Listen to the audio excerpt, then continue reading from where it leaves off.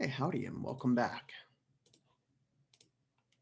So we're moving right along here. We're now on to the compile time errors section of today's lesson. Sorry, this light's a little bright.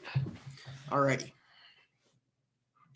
So we talked about errors that arise during the compilation pipeline a little bit during the compile and execution lecture, or lesson rather. And I'll go ahead and kind of re-go through these here in this video and also emphasize them through perhaps a bit more examples than what was provided originally.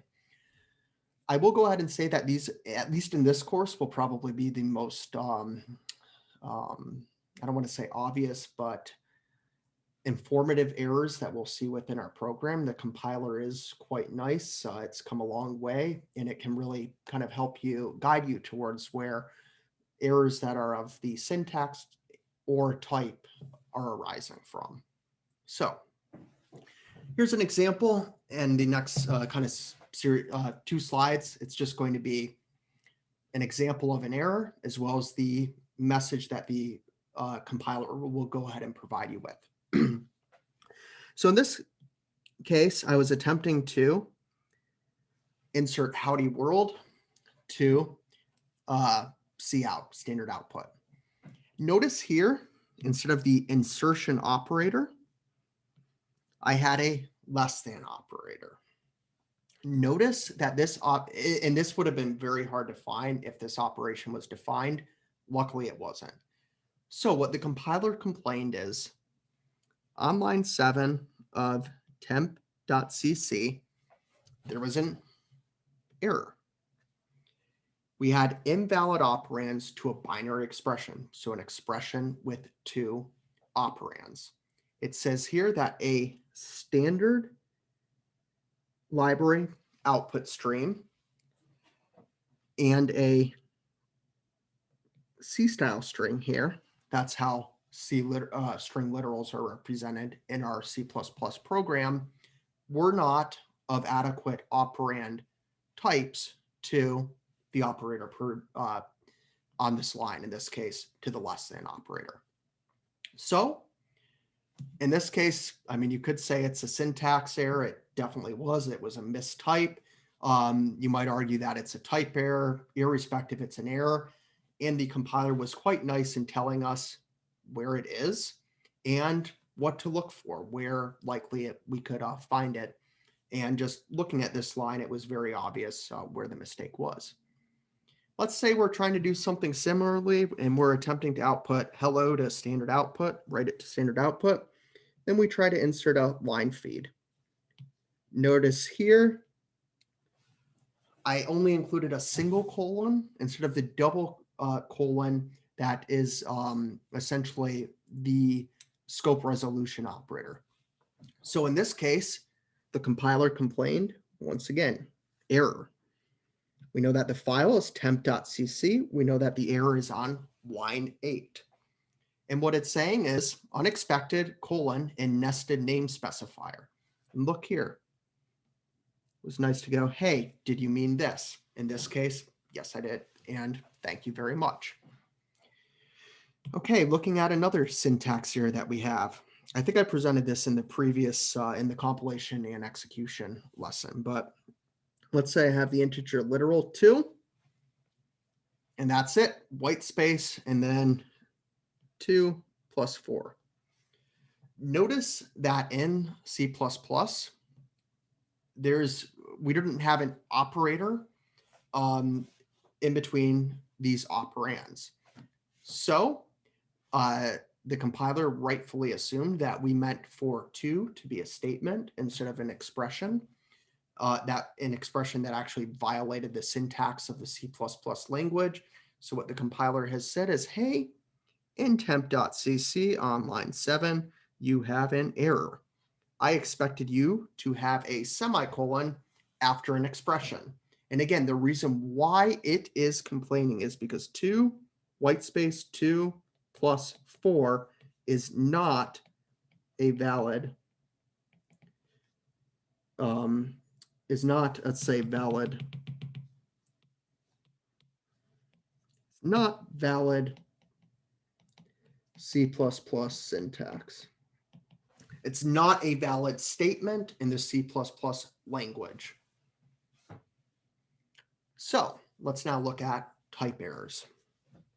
So this is just going to be, we have an object of some type and we're using it incorrectly. The compiler will warn us about this.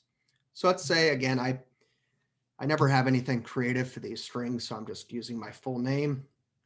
And I'm create an additional string to subtract my last name, and I attempt to subtract full name from full name, the string to subtract. So I'm attempting to subtract Nowak out of the string Michael Nowak. In C++, the minus operation, subtraction, is not defined for two objects of the string type. The compiler is going to warn us of this. I accidentally truncated out the file name and the line number, but in this instance, it will tell us the file where this error is presenting, as well as the line number on which it occurs. And in this case, it's saying invalid operands to binary expression. We've seen something similar to this before, but again, we can see that, okay, there's two strings and we're providing them as operands to some sort of operator. And in this case, we can deduce, and rightfully so, that the operation of subtraction is not defined for two objects of string type. Likewise, and this is, again, it's just using types incorrectly. Let's say I have a named object here, D. It's a double, and it takes on the initial value of 3.14. Let's just assume that I attempt to assign to D the value or the result of D modulo 10. In this case, this is an error because modulus is not going to be defined for objects of type double. You can totally take a mod of an integer number, but not the mod of a double value.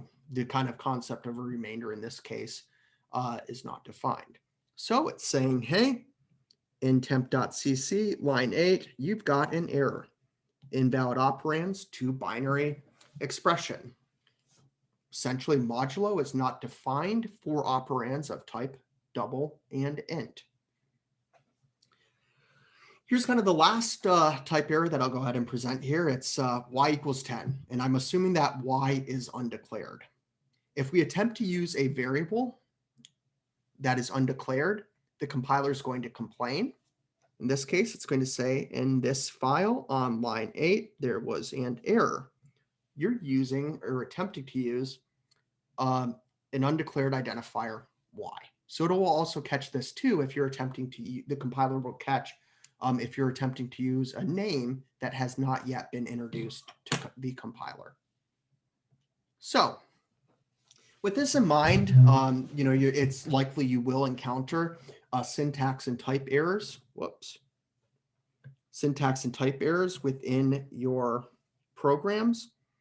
So the question is, how can we, what should our process be to find out and identify where those errors are? So the first question to ask is, if you're running into a compilation error, read it first, read the error and see if you can kind of determine what's going on. Questions to ask yourself are, is every string literal terminated? Common thing that will happen is you'll forget a close parenthesis. That will result in a compilation error. Moreover, you might forget to terminate a character literal. You might have one of the single quotes, but you might forget the other.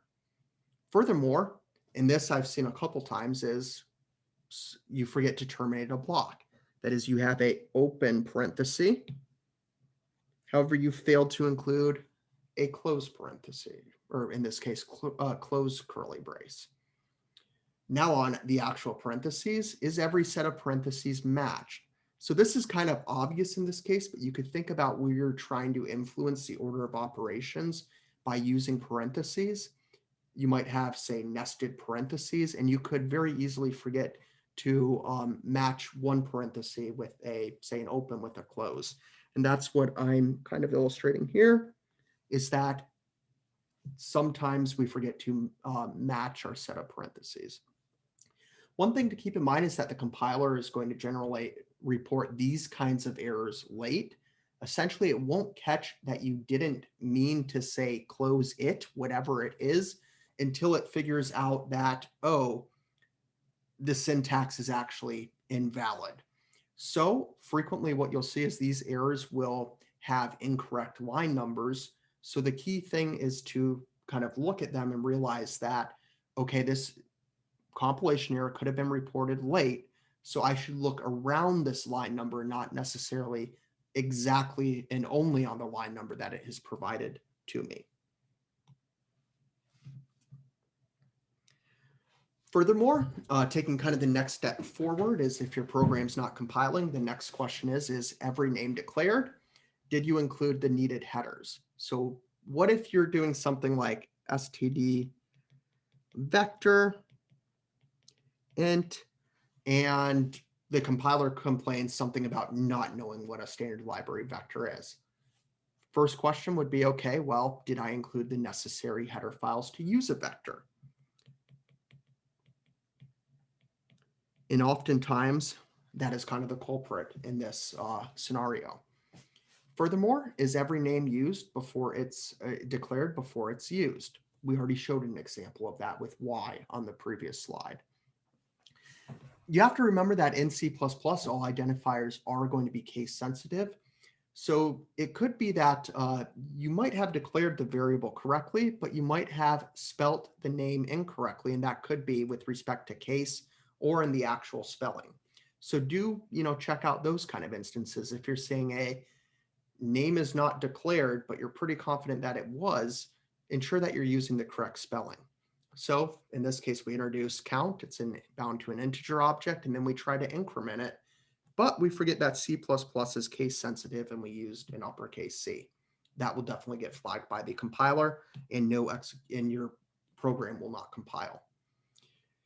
This happens a little less frequently, but there is the scenario that you may forget to terminate an expression with a semicolon. So do ensure that each of your statements is truly in a statement by including that semicolon to terminate them.